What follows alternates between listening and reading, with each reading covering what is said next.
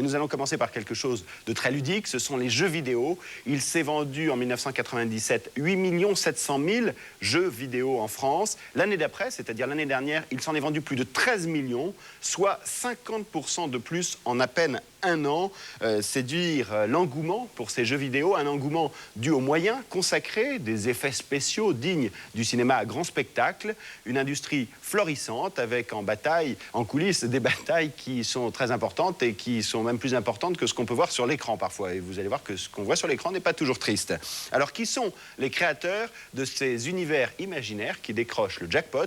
Reportage d'Hervé Bouchot, David Georgeon et Alix Couillot.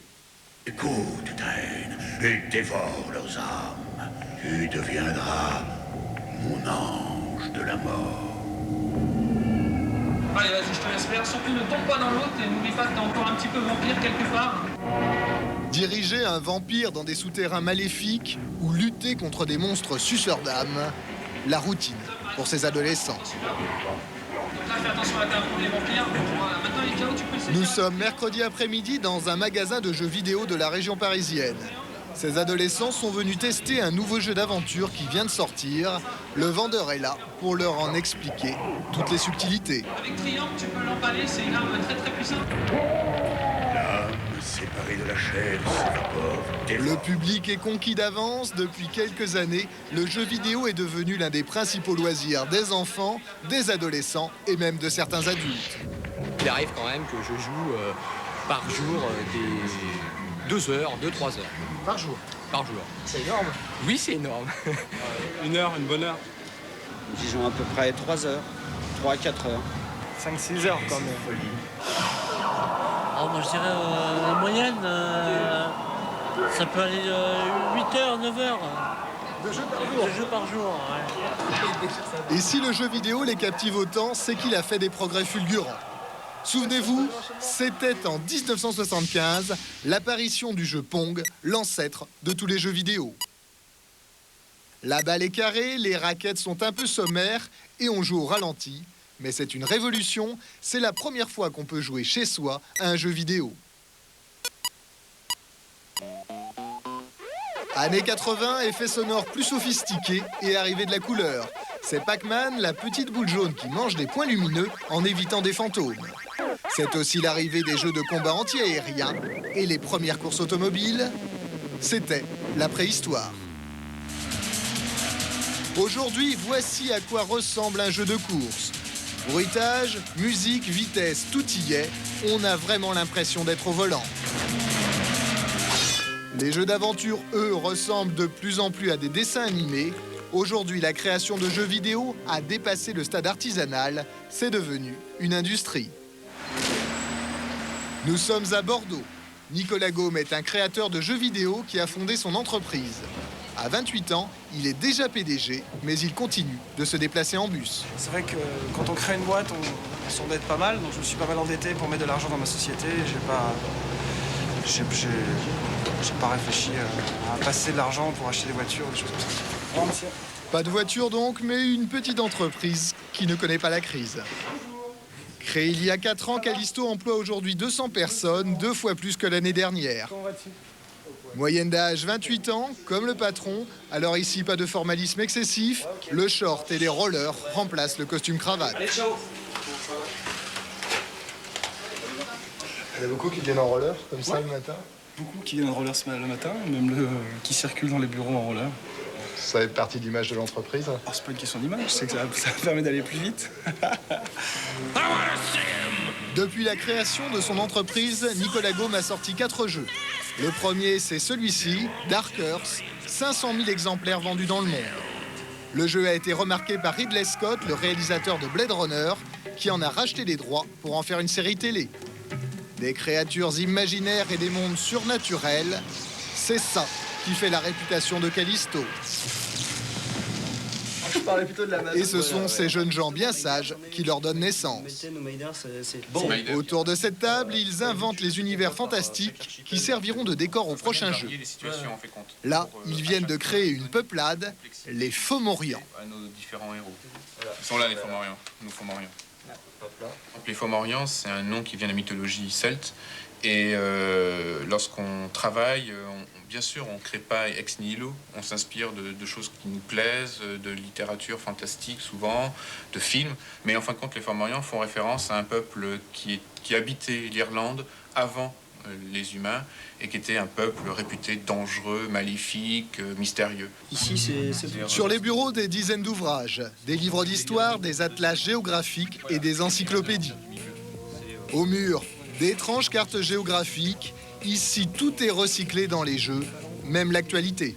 Il y a des traces de l'actualité, il y a des réfugiés d'un pays en guerre, il y a des gens qui essayent...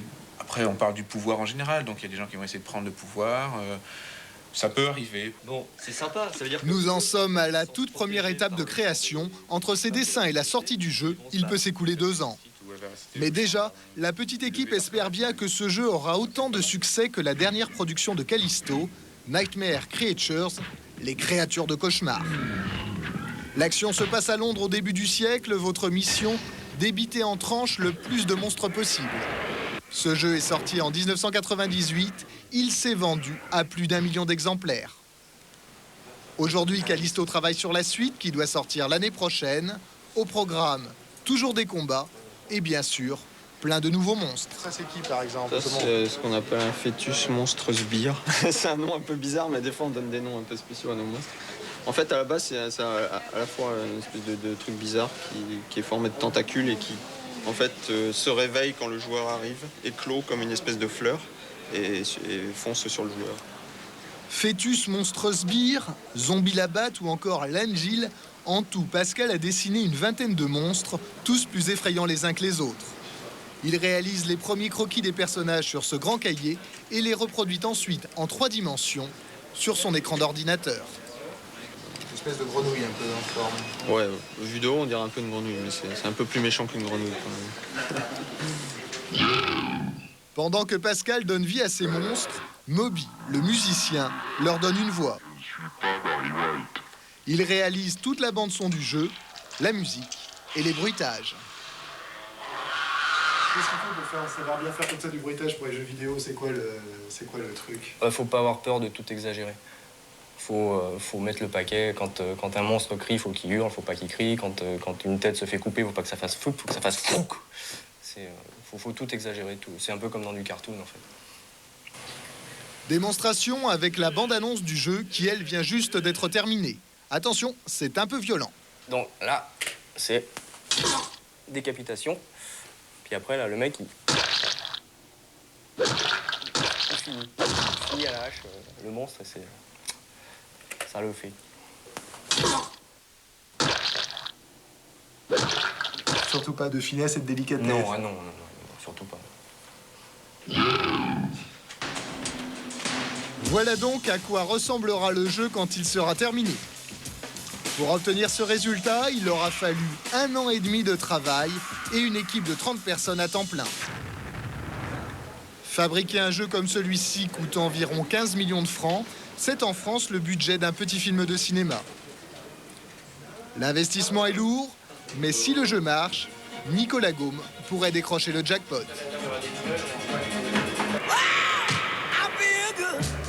Il ne serait pas le premier à faire fortune. Nous sommes à Los Angeles. De plus en plus de créateurs de jeux vidéo viennent s'installer ici. Au volant de cette Ferrari, Jason Robin, un créateur de jeux vidéo. Il a 28 ans, le même âge que le PDG de Callisto, mais lui n'aime pas se déplacer en bus. Ça a toujours été un rêve pour moi d'avoir une Ferrari. J'adore les Ferrari. J'ai eu de bonnes années avec ma société, alors j'ai pu réaliser mon rêve. Et c'est grâce à Crash Bandicoot, cette Ferrari? Crash Bandicoot? Oui, c'est la Ferrari de Crash Bandicoot. Crash Bandicoot, c'est le nom de ce petit animal orange inventé par Jason Robin. C'est un héros de jeux vidéo. Ici, pas de combat contre des monstres sanguinaires. Crash a une mission plus pacifique, collecter le plus de pommes possible. Mais pour ça, il doit sauter par-dessus des crevasses, éviter des pingouins mal intentionnés ou échapper à des boules de neige géantes. Ces jeux ont fait le tour du monde. En 4 ans, ce petit personnage a fait la fortune de son créateur. Oubliez l'époque où Jason bricolait ses jeux chez lui. Aujourd'hui, il a installé ses bureaux à Santa Monica, la banlieue chic de Los Angeles, à quelques centaines de mètres de la plage. Dans son bureau, accroché au mur, ses trophées. Comme un chanteur vedette, Jason accumule les disques d'or. Ses jeux sont devenus des best-sellers dans le monde entier. Sur l'autre mur, il y a les récompenses dont on est le plus fier. Ce sont ces 2 disques d'or qu'on a obtenus pour les 500 000 exemplaires vendus au Japon de Crash 1 et Crash 2. Le disque de platine, c'est quand on en vend 1 million. Aucun créateur étranger ne l'avait obtenu, et nous, on a réussi. On est allé au Japon pour recevoir le trophée, on était devant toute l'industrie japonaise, et on a dit, on l'a fait, on a vendu 1 million d'unités. Mais on n'a pas encore reçu le cadre. Je l'ai tenu quelques minutes, malheureusement, je ne peux pas vous le montrer, mais c'est certainement notre plus belle réussite. Et cette reconnaissance internationale, Jason l'a obtenue avec seulement 3 jeux et toujours le même personnage. Au total, il en a vendu 15 millions d'exemplaires. Et vous avez gagné combien de dollars? Beaucoup. Beaucoup, mais je ne peux pas vous donner le chiffre exact. On en a gagné beaucoup. Des millions de dollars? Des millions de dollars. En réalité, Jason Rubin et sa société Naughty Dog touchent entre 30 et 60 francs sur chaque jeu vendu dans le monde. En 4 ans, on peut estimer qu'à titre personnel, Jason a empoché environ 300 millions de francs. Mais cette fortune ne doit rien au hasard. Au bout de ce couloir, la salle des programmeurs. Ce sont ces informaticiens qui permettent à Crash de se déplacer dans les décors. Jason s'est entouré d'une toute petite équipe de seulement 20 personnes. Ils ne font qu'un jeu à la fois, mais ce sont tous des maniaques du détail. Si vous n'avez pas l'impression d'être dans cet univers, vous ne trouverez pas le jeu intéressant et vous ne vous y plongerez pas. Si vous êtes à un moment où il y a de la neige et que vous voyez de la neige sur les crêtes, c'est un premier pas. Si vous voyez une plaque de glace, vous commencez à sentir le froid. Et si, quand vous êtes au volant, il commence à neiger, vous commencez vraiment à vous sentir en hiver. Et quand, en plus, l'ingénieur du son rajoute le bruit du vent et le bruit des pneus qui crissent sur la neige,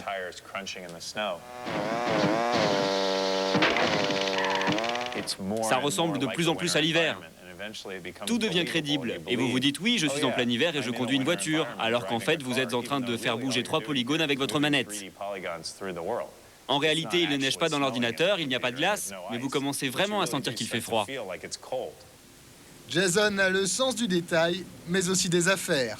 Comme les filles apprécient peu les jeux vidéo, il a eu une idée pour les séduire. Il a créé Coco Bandicoot, la sœur de Crash. Par exemple, au Japon, Crash Bandicoot, et plus particulièrement Coco Bandicoot, est très populaire auprès des filles de 14 à 24 ans. La moitié des ventes de Crash 2 s'est faite auprès des filles. C'est un jeu qui est très joué par les femmes. Ça a dopé nos ventes. Créer un Bandicoot femelle pour que les filles achètent le jeu, il fallait y penser. C'est aussi grâce à ce genre de petits détails marketing que les jeux de Jason se vendent dans le monde entier. À Noël, cette année encore, le 4e épisode de Crash Bandicoot devrait prendre la tête des jeux vidéo les plus vendus dans le monde.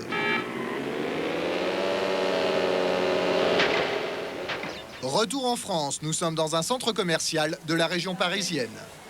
Albert Loridan ouvre un nouveau magasin tous les 15 jours. Il dirige une chaîne qui ne vend que des jeux vidéo.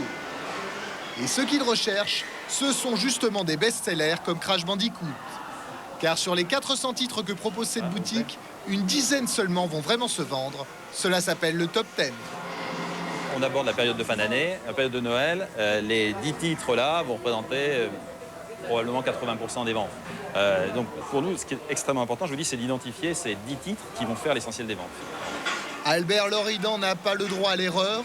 Pour identifier les futurs succès, il envoie ses collaborateurs tester les jeux avant leur sortie. Et c'est à Londres que ça se passe.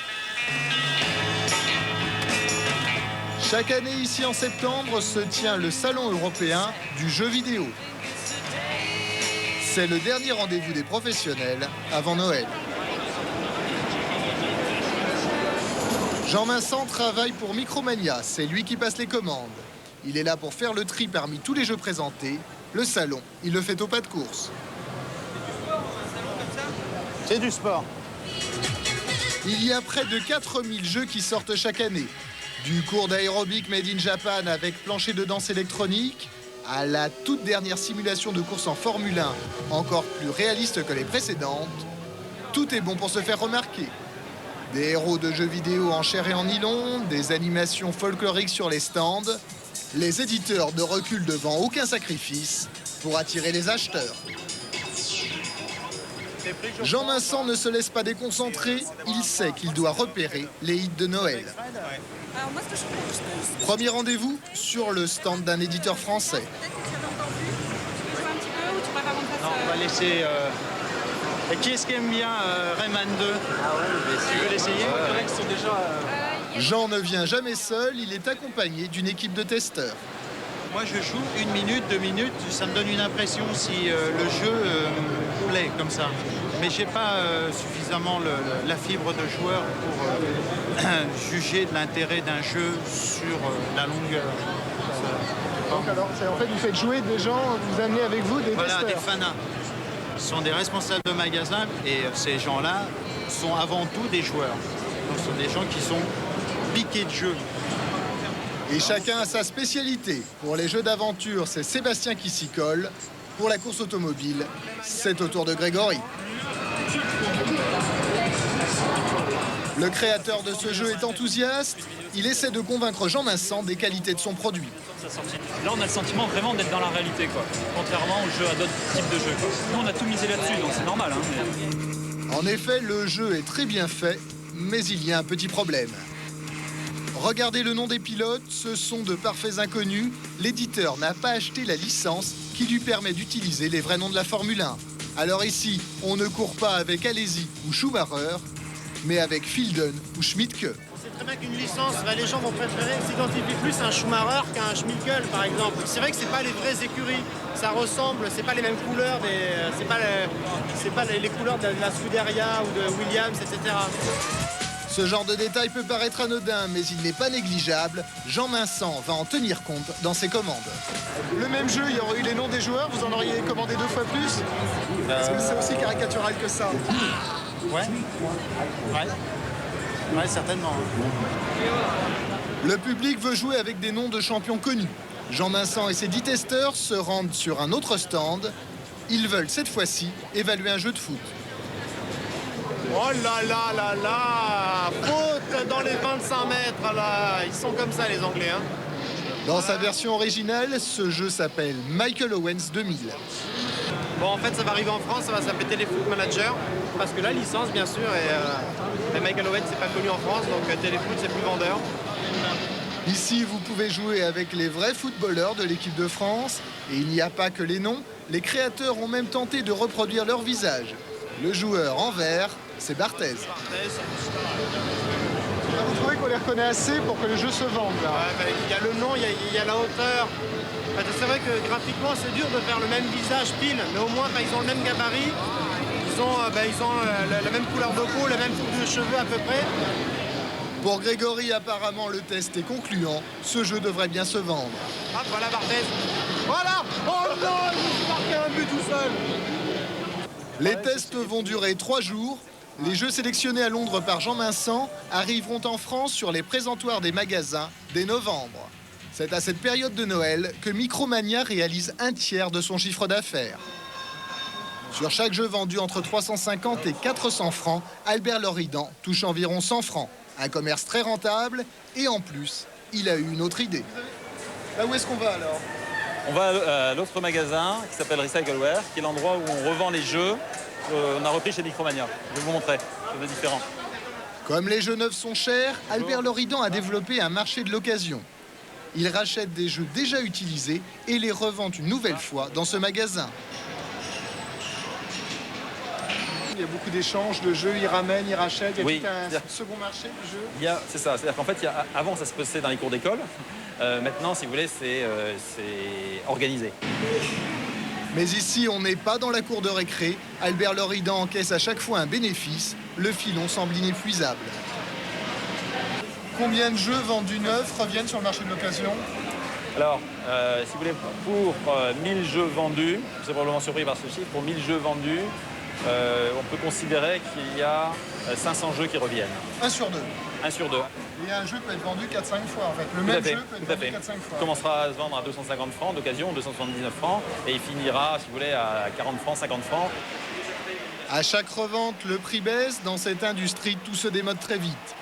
Il faut 1 an et demi pour produire un jeu vidéo, mais 1 an après sa sortie, il a déjà perdu la moitié de sa valeur. Voilà, il faut dire qu'à l'achat, ils sont assez chers, même très chers souvent, ces jeux vidéo. Dominique Corr, bonsoir. Bonsoir. Vous êtes le patron de Sega, qui, avec Nintendo et Sony, est l'une des 3 marques qui commercialisent des consoles de jeux vidéo. Parce que les jeux vidéo, on peut y jouer sur ordinateur, on peut y jouer aussi avec des consoles. Alors déjà, le prix des jeux vidéo, pourquoi c'est si cher? 300 à 400 francs, ça paraît vraiment très cher. Comme on l'a vu dans le reportage, un jeu vidéo, c'est beaucoup de travail. Ce sont des grosses équipes et c'est un long développement. Il faut voir que le développement d'un jeu vidéo, ça peut être comparé à un film. C'est-à-dire qu'il y a des grosses équipes, il y a beaucoup de monde et c'est vrai que, à cause de ça, ça coûte assez cher. Alors on a vu que ceux qui le développent, on prenait l'exemple de Jason Rubin, ils touchent 30 à 60 francs par boîte. Alors où va le reste?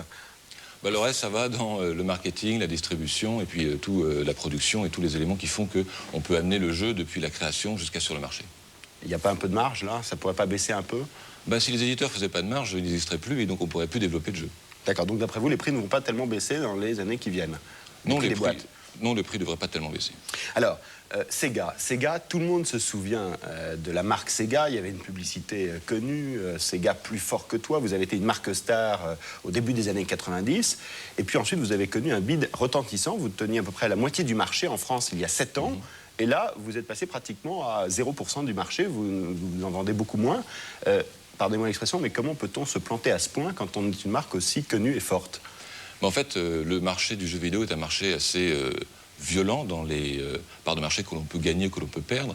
Et c'est vrai qu'un produit comme celui qu'on a sorti avant notre nouveau a péché par le manque de soft. Il y avait trop peu de jeux et donc c'est vrai que le public n'a pas répondu favorablement à cette console. En un mot, vous n'aviez pas acheté tous les jeux qu'on a vus dans ce reportage développés par les Jason Rubin, Nicolas Gaume ou autres qui assurent le succès des consoles?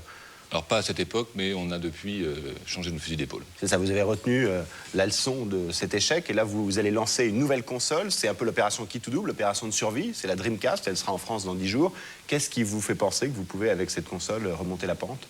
C'est vrai que le 14 octobre, on sort une nouvelle console, c'est Dreamcast. C'est la première console d'une nouvelle génération. Génération des 128 bits, donc une machine qui est à peu près 15 fois plus puissante que ce qu'on trouve aujourd'hui sur le marché et qui en plus est équipée d'un modem qui va permettre donc pour la première fois sur une console de se brancher sur Internet. On offre d'ailleurs l'abonnement gratuit et puis après, dans un deuxième temps, de jouer en ligne. Qu'est-ce que ça apportera de jouer en ligne sur Internet avec une console? Jouer en ligne, en fait, c'est la capacité à sortir de son salon ou de sa chambre et d'aller jouer avec quelqu'un, sa cousine qui se trouve à Manchester ou son beau-frère qui est à Lyon quand on est à Paris. C'est ça le vrai plus? C'est ça le vrai plus. Vous n'avez pas peur de Sony qui prépare un énorme lancement avec la PlayStation 2 qui, paraît-il, va faire un tabac? Alors nous, on va faire un tabac et on prépare un gros lancement déjà. Sony se prépare aussi, c'est normal.